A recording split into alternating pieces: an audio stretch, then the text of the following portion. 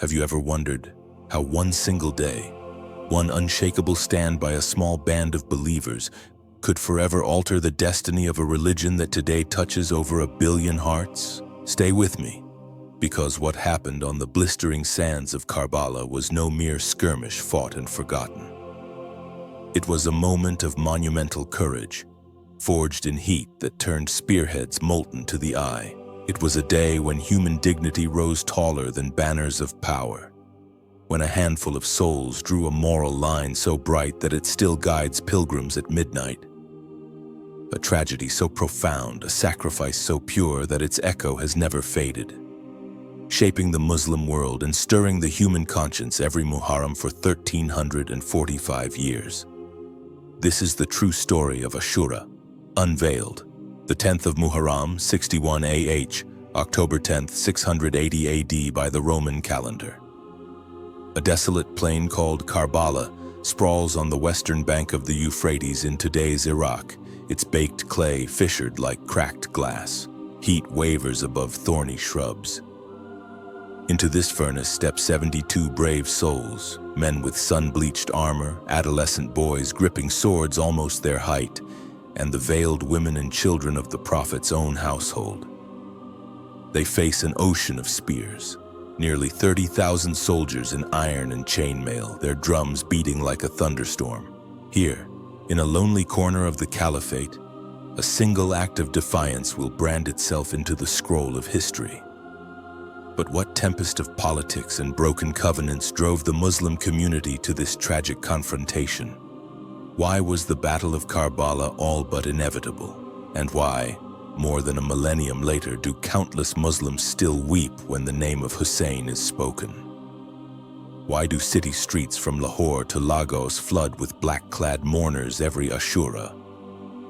To truly understand, we must journey back to the turbulent decades that followed the passing of the Prophet Muhammad. Peace and blessings be upon him.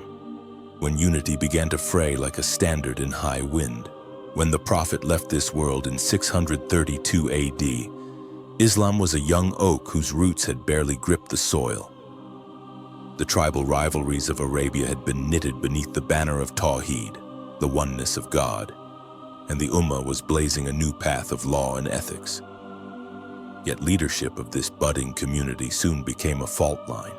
The first 4 caliphs, honored as the Rashidun, strove to carry the Prophet's torch with humility. But each succession tightened the coil of tension.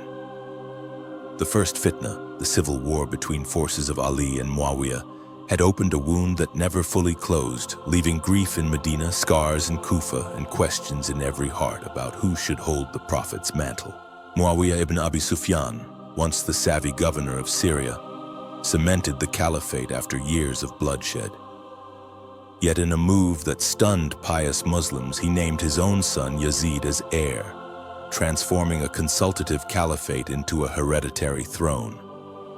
This princely successor was infamous for night-long drinking, hunting with predatory beasts, and mocking the very ethics his grandfather's foes had perished to uphold.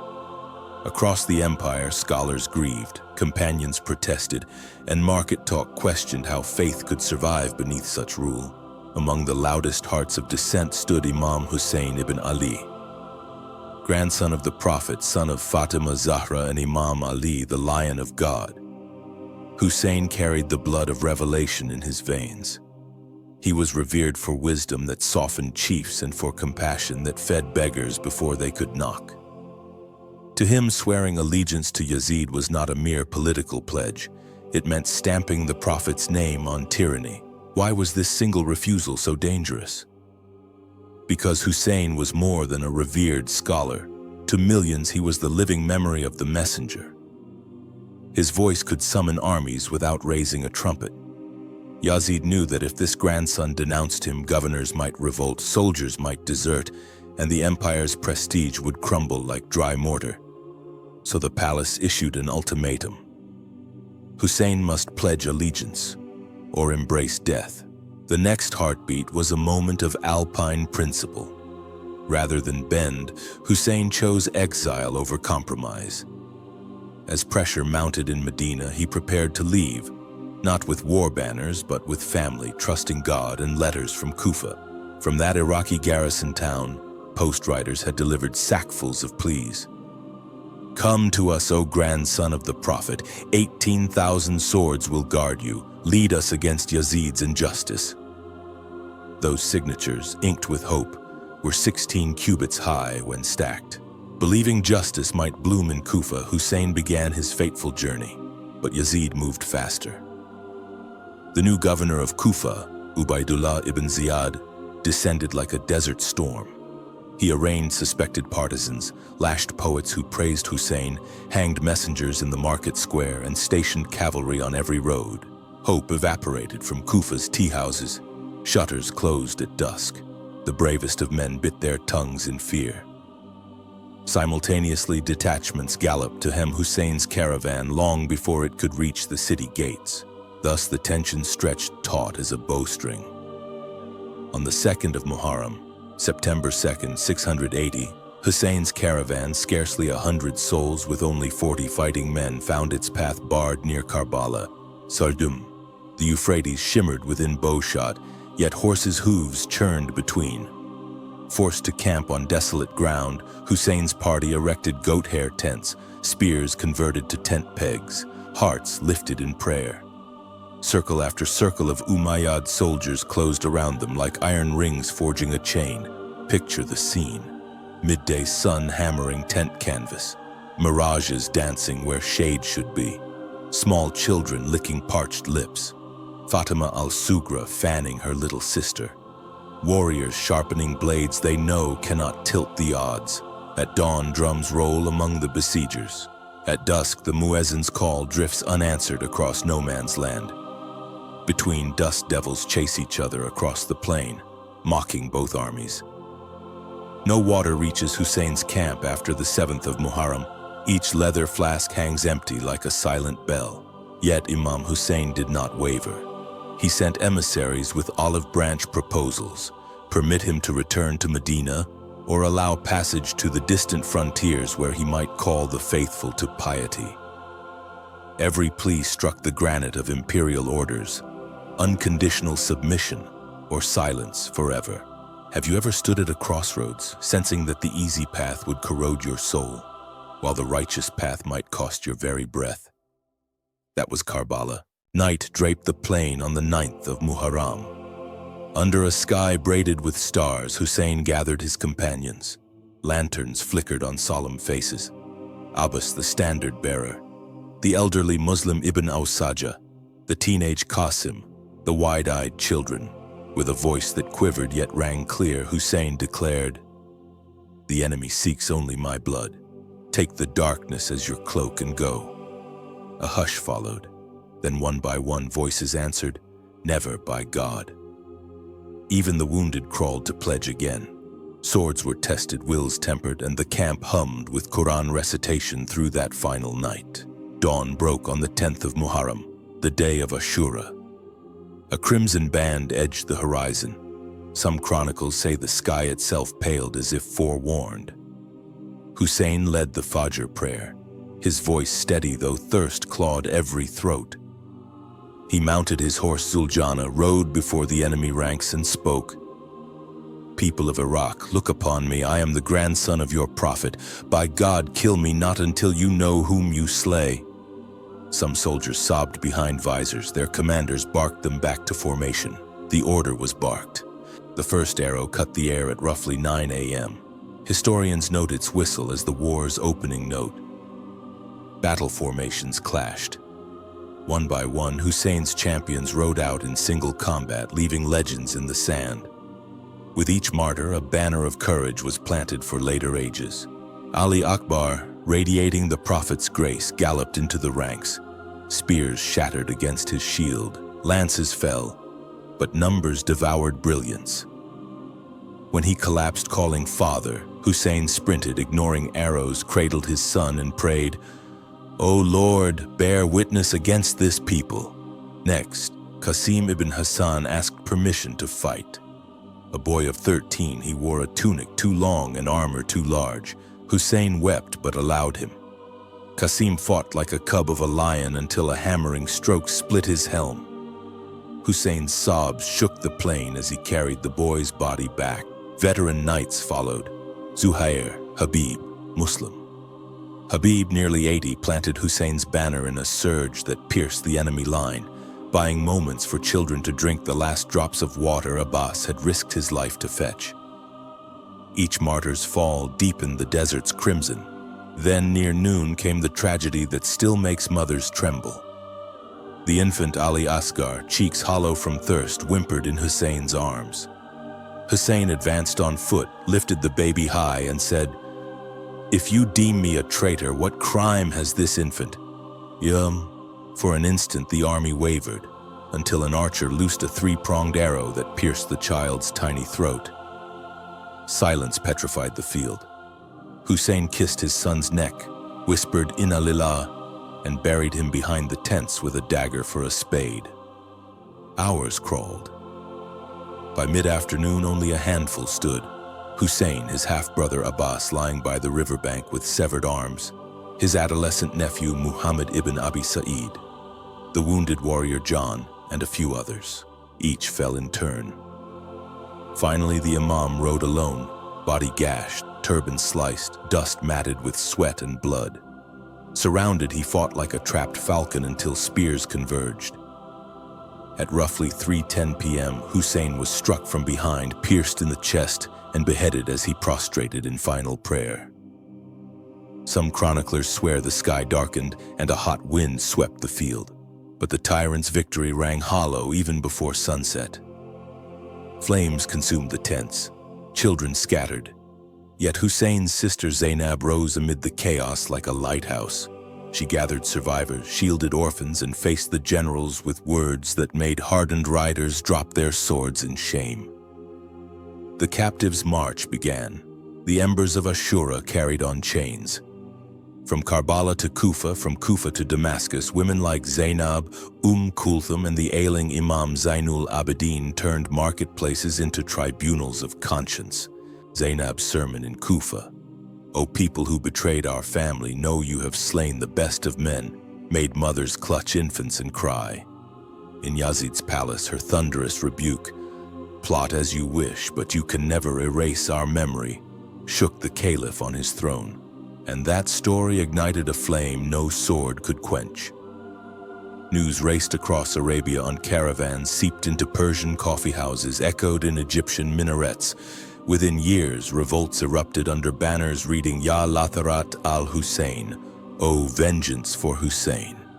Poets immortalized every martyr, jurists sanctioned mourning gatherings, and each new regime learned that cruelty at Karbala would forever judge their deeds. Now you might ask, why does this story still matter today? Because Karbala was never about tents and spears. It was a moral compass forged in blood. It teaches that dignity counts more than survival, that even when justice seems crushed, its fragrance outlives tyrants' palaces. Each year on Ashura, millions of feet walk barefoot toward Karbala. Sunnis recite the hadith, "Hussein is from me, and I am from Hussein." Shias beat their chests in rhythmic lament. From Jakarta's alleys to Toronto's streets, free soup is served in memory of the thirsty camp. Hearts relearn that tears can polish the mirror of conscience. The message of Ashura is this: when darkness surrounds you, stand where Hussein stood, speak where Zaynab spoke, and know that a single act of truth can outshine 1,000 banners of falsehood. The blood of Karbala still speaks, summoning each generation to live by the values for which that small band of believers gave everything. Justice, courage, and unwavering faith. That is why Ashura remains, today and always, the day that reshaped Islam. A tragedy carved in sand and blood, yet a triumph of the human spirit whose light refuses to die. Have you ever stood at a crossroads where one sentence could shatter a tyrant's throne? Stay with me, because the women of Karbala did exactly that, and their voices still echo across 13 centuries. Lady Zaynab bint Ali stepped onto the blood-stained plain of Karbala just after midday on the 10th of Muharram, 680 AD. The sun was still fierce, the sand still red with the martyrdom of her brother Imam Hussain and his 72 companions. Spears glittered like a wall around the survivors' camp, but Zaynab's eyes did not drop. In that single, unchanging moment, she made a silent promise. I will turn this battlefield of grief into a pulpit of truth.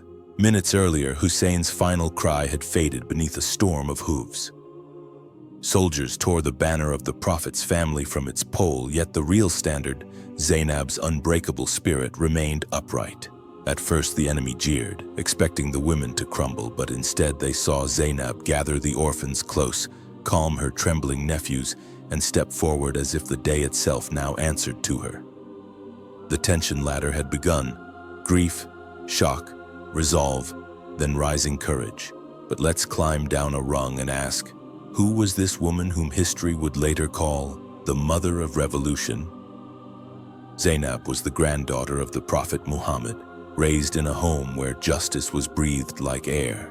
She learned eloquence at Fatima's knee and valor in Ali's courtyard. Even in childhood, she practiced memorizing revelation. In adolescence, she spoke to crowds in the mosque of Kufa. In marriage, she nursed the wounded of Siffin. Her life had schooled her for the furnace of Karbala, yet nothing could dull the pain she felt as the companions fell. Ali Akbar, Qasim, Habib, even her own sons Aoun and Muhammad. Every death turned the screw of tension tighter. Have you ever felt grief so sharp it stole your breath, yet still had to stand and guide others? That was the burden Zaynab carried as the afternoon shadows lengthened. She saw the tents blazing, heard the crack of burning rope, smelled wool and palm fiber turning to ash. In those flames, the women of Karbala, Kulthum, Ruqayya, Fatima al-Sugra, and the loyal maidens like Fiza, linked arms so no child would be lost in the chaos. Their shrieks rose, then broke into a pattern interrupt silence when Zaynab's voice cut through. Hold to one another. God is our helper.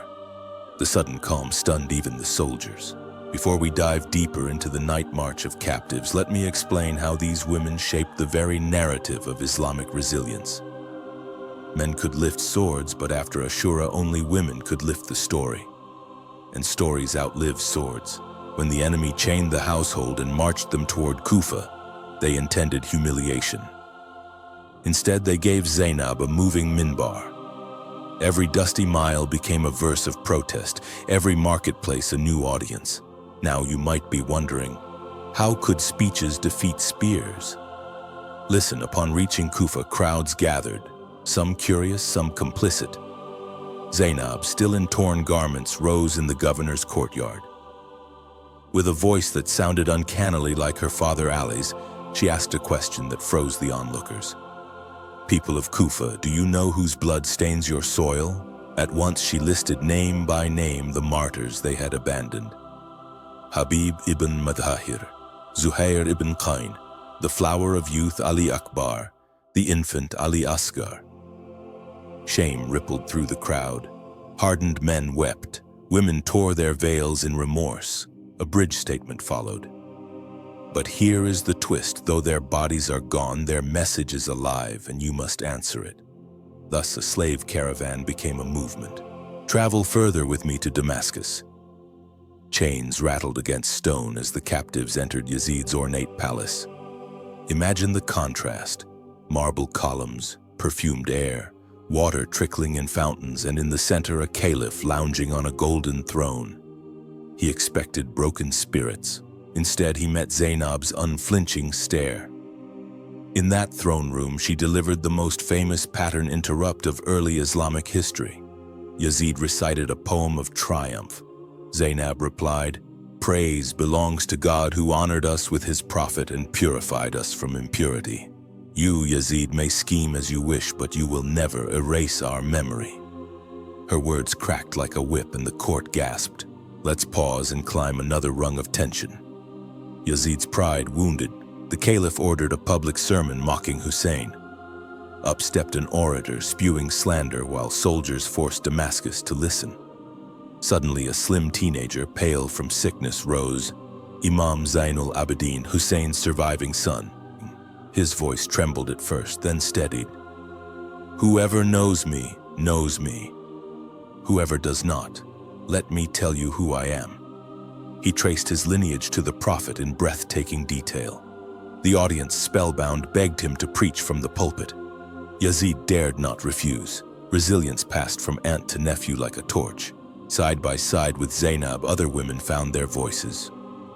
Kulthum, Zaynab's sister, addressed the people of Damascus in piercing lament, describing the hunger, the thirst, the severed heads carried on spears. 4-year-old Ruqayya, yearning for her father Hussain, asked for his return every night until grief took her life in a Syrian dungeon. Her tiny grave still draws pilgrims who swear they feel an inexplicable mercy there. Each story is a fresh rung on the ladder: sorrow, empathy, awakening. Have you noticed how a single question can open a locked heart? Zaynab mastered this. In every speech she asked her listeners, "Where will you hide from conscience?" The question lodged in minds long after her caravan departed. Traders whispered it in markets. Scribes inked it in letters that raced across the caliphate. Poets wove it into elegies that the authorities could never fully silence. Emotional transportation deepened the lesson. To grasp it, close your eyes and smell the damp prison where the captives spent winter nights. Hear metal cuffs grinding bone. Feel the coarse weave of Syrian wool against skin burned by desert sun. Now feel Zaynab rise in that darkness to recite midnight prayers. Her whispered Quran verses rolling like a river through despair. Imagine how the younger girls, half asleep, clung to her recitation the way a sailor clings to a mast in a storm. That is why her legacy endures, not merely in speeches, but in unseen nights of steadfast worship. But here's the twist. Zaynab's resilience outlived the Umayyad throne. Within a generation of Karbala, revolts erupted in Kufa and Medina bearing Hussein's banner. Poets like Kumait and Al-Farazdak risked execution to praise the Al-Bayt. Jurists codified mourning in law, and every Ashura the streets filled with processions. Behind each wave of memory echoed Zaynab's first courtroom defiance, engaging question time. What would you have done if you had witnessed Karbala firsthand? Would fear have sealed your lips, or would love have opened them? This is not ancient history alone. It is a mirror. Whenever any community confronts injustice, the path of Zaynab shines. Stand, speak, bear truth with dignity. Before we bring the strands together, let's rewind to an earlier scene often overlooked, the night of the 8th of Muharram. Water had been cut for 2 days. Children whimpered. Zaynab moved from tent to tent, soothing them, promising heavenly rivers. Near dawn, she found her nephew Qasim writing his farewell on a scrap of cloth. She knelt, pressed the note to her lips, and said, "Courage, child. The page you write tonight will be read until the end of days." In that soft cradle of words, a boy's fear dissolved into resolve. Spoken by a woman, it armed him better than iron. Minute by minute, the day of Ashura unfolded. Pre-dawn prayer, single combats, midday heat, the fall of each hero, Hussein's final stand, and the brutal charge that ended his earthly life. Through those hours, Zaynab watched, recording everything in the tablet of her heart. Scholars later said that had she not survived, most details of Karbala would have perished. The historians Abu Miknaf, al-Baladhuri, and later al-Tabari relied on chains of narration that trace back to her. Resilience became reportage. Resilience became collective memory. Legacy did not sleep in the graveyard of Damascus. Years later, when pilgrims reached Medina, they found Zaynab's simple house a hive of activity. Mothers came seeking lessons in Quran. Orphans came for food. Poets came for facts. She narrated with precision, but never with bitterness. "We were tested," she would say, "and God found us patient." Her words cooled anger yet stoked purpose, like a blacksmith balancing flame and water to forge steel. As centuries passed, women across cultures drew on Zaynab's archetype. In Iran, captive Safavid princesses invoked her when pleading for justice. In India, female scholars recited her khutbah to inspire anti-colonial activism. In Nigeria, processions led by women chant her name. Each time oppression rises, her shadow stands taller than tyrants' palaces. Now let's descend the tension ladder toward resolution. Yazid's dynasty fell within a mere 65 years, toppled by the very waves of conscience Zaynab stirred. The Umayyad palaces lie in ruins, but every year Ashura marches grow louder. Children memorize her sermon, filmmakers adapt her life, refugees whisper her story in camps. The climax of injustice passed. The resolution, heritage of resistance, continues. So what is the takeaway? Zaynab and the women of Karbala taught the world that resilience is not the absence of pain. It is the refusal to let pain silence truth. They proved that leadership is not crowned on a battlefield. It is anointed in the quiet decision to stand when standing seems impossible. Have you ever wondered how your single voice might ripple beyond your lifetime? Remember Zaynab. She had no army, yet she shook an empire. She had no weapon, yet her words cut chains. She began the journey as a grieving sister. She ended it as history's steadfast guardian of justice. And that brings us to our final step. Close your eyes and picture the plain of Karbala today. Black banners fluttering, pilgrims walking barefoot, mothers telling their children the names of every martyr. In the hush before dawn, a reciter echoes Zaynab's sermon and the crowd answers in tears. This is not mere ritual. It is a living dialogue between past and present, between her voice and ours. The story ends, but the call continues. Speak when truth is chained. Stand when fear commands you to sit. Carry light from the ashes of any battlefield. Because somewhere a child waits to hear that courage is possible. That is the legacy of Zaynab and the women of Karbala. Their voices rose from grief to greatness, and they invite each of us to do the same. Have you ever felt a grief so heavy it seemed impossible to carry? And yet that very grief became the spark of a movement that shook an empire.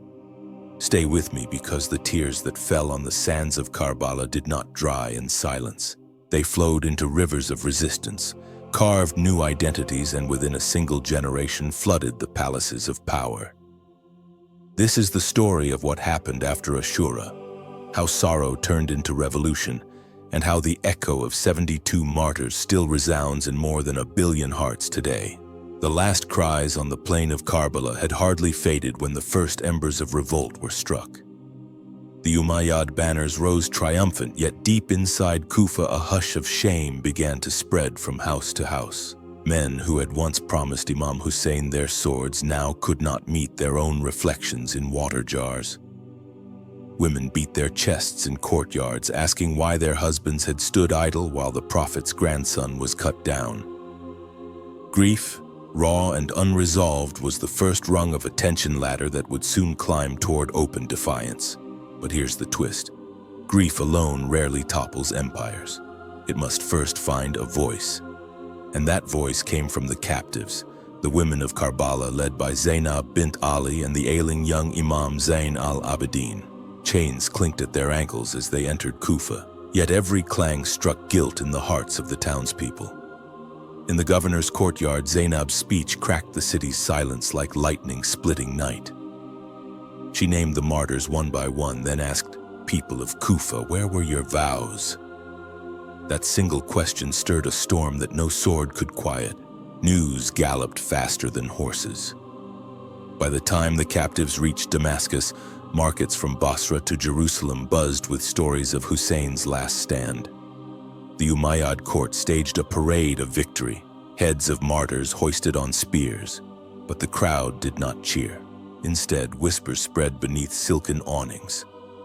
A caliph who killed the Prophet's grandson could not claim God's blessing. Yazid's own courtiers bit their lips, uncertain whether they served a ruler or a curse. Now you might be wondering what happened when the captives returned to Medina. Picture the Prophet's mosque shrouded in black cloth. Sobs rolled like thunder through its columns as Zaynab retold every hour of Ashura. The city's air grew thick with lament, and pilgrims carried that sorrow back to every corner of the caliphate. In barber shops of Damascus and ship decks of Aden, One name now meant both tragedy and defiance, Hussein.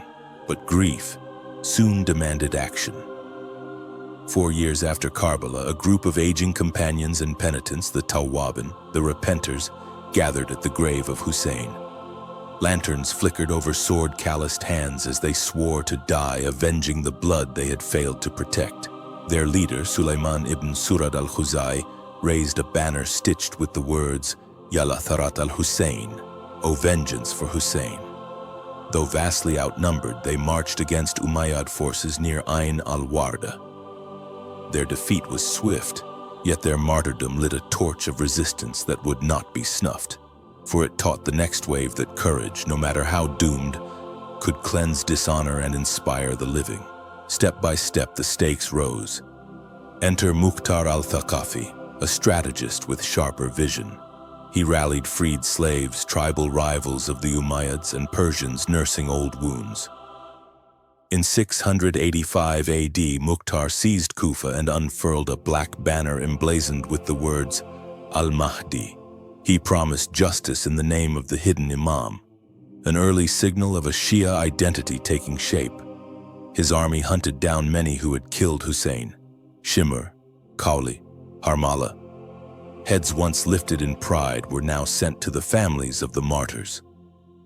Streets of Kufa rang with chants praising the people of the cloak, al-Bayt, and fear crept into Umayyad dreams. Yet Mukhtar's revolt revealed a deeper transformation. Soldiers in his ranks were not all Arabs. Many were Mawali, non-Arab Muslims seeking equality after decades of second-class status. Hussein's sacrifice, therefore, became a banner not only for the Prophet's household, but also for social justice across the empire. The idea that bloodlines alone could not sanctify oppression spread like dawn light, illuminating minds from Fars to Khorasan. Before we dive further into politics, let me explain how rituals began to weave grief into collective memory. In the years after Karbala, families gathered each Muharram in private courtyards, recounting the story with tears, beating their chests in slow rhythm. Poets like Kumayt and al-Sayyid al-Himyari composed elegies so moving that listeners fainted. These majalis, gatherings, were more than mourning. They were schools of history for the illiterate and training grounds for defiance. Each verse ended with a bridge statement. But the story is not over, keeping listeners poised for the next rung of tension. Commemoration spilled into public squares. By the mid-8th century, processions wound through Kufa, Baghdad, and Rai, mourners dressed in black, carrying replicas of Hussein's bier. Drums mimicked the hoofbeats of Karbala. Standards dripped with red dye to symbolize martyrs' blood. Pilgrims risked arrest to reach Hussein's grave, reciting Ziyarat Ashura. I stand witness that your word is true. Even some Sunni scholars, moved by the moral clarity of the stand, declared visiting Karbala an act of devotion. Thus, the memory of Ashura crossed sectarian lines and planted seeds of unity amid grief. But here's another twist. The politics of memory forced rulers to respond. The Abbasids, rising against the Umayyads in 750 AD, exploited the righteous anger over Karbala. Their black flags bore inscriptions of vengeance for al-Bayt, and many soldiers marched believing an Abbasid caliph would honor Hussein's legacy. Yet once enthroned, the new dynasty grew wary of the very passion that had lifted it. Some Abbasid caliphs banned processions. Others built walls around Hussein's grave. Each prohibition only deepened loyalty among mourners, proving that suppressing memory can sharpen it like a whetstone. Engaging question.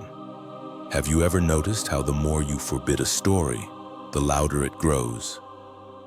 The aftermath of Karbala illustrates that paradox perfectly. With every ban, poets grew bolder, weaving metaphors so veiled yet clear that censors could not delete them. Shopkeepers painted tulips, symbols of martyrdom, on clay jars.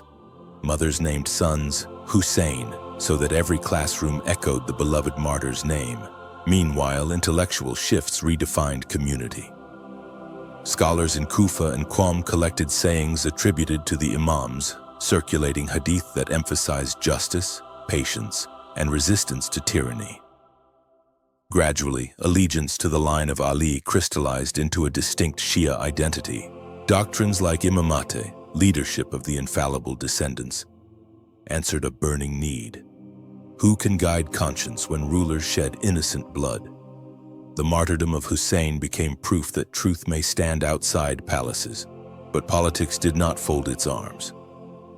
Zayd ibn Ali, a brilliant grandson of Hussein, rose in 740 AD, uniting both Shia and sympathetic Sunni tribes with a simple thesis.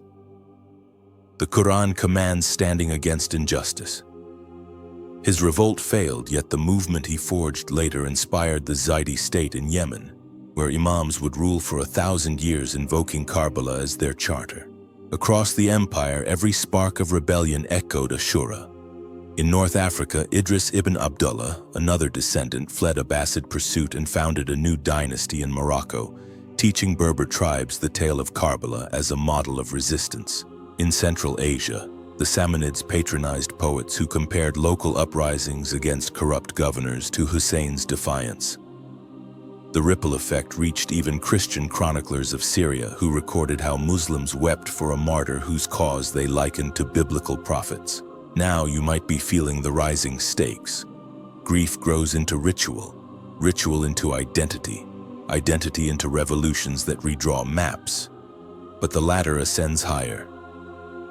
During the Buyid era in the 10th century, Shia viziers in Baghdad launched the first state-sponsored Ashura processions.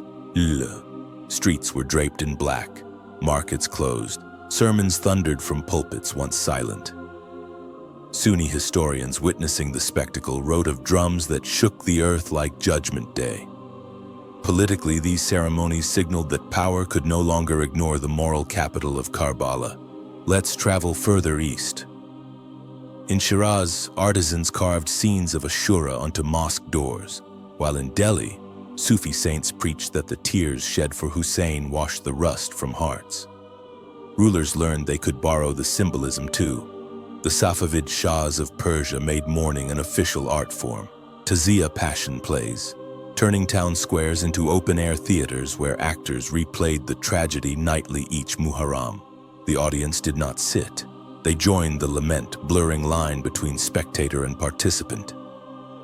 Emotional transportation reached its zenith. Sword clanks, babies' cries, tents set aflame in controlled fires. All senses overwhelmed until grief felt immediate and personal. But here is the final twist in our tension ladder. Karbala's message did not merely topple kings. It challenged ordinary people to confront tyranny in their own time. In 1979, banners quoting Hussein fluttered through Tehran as protesters shouted, "Every day is Ashura, every land is Karbala." In 2011, demonstrators in Bahrain held placards reading, "We are the sons of Zaynab."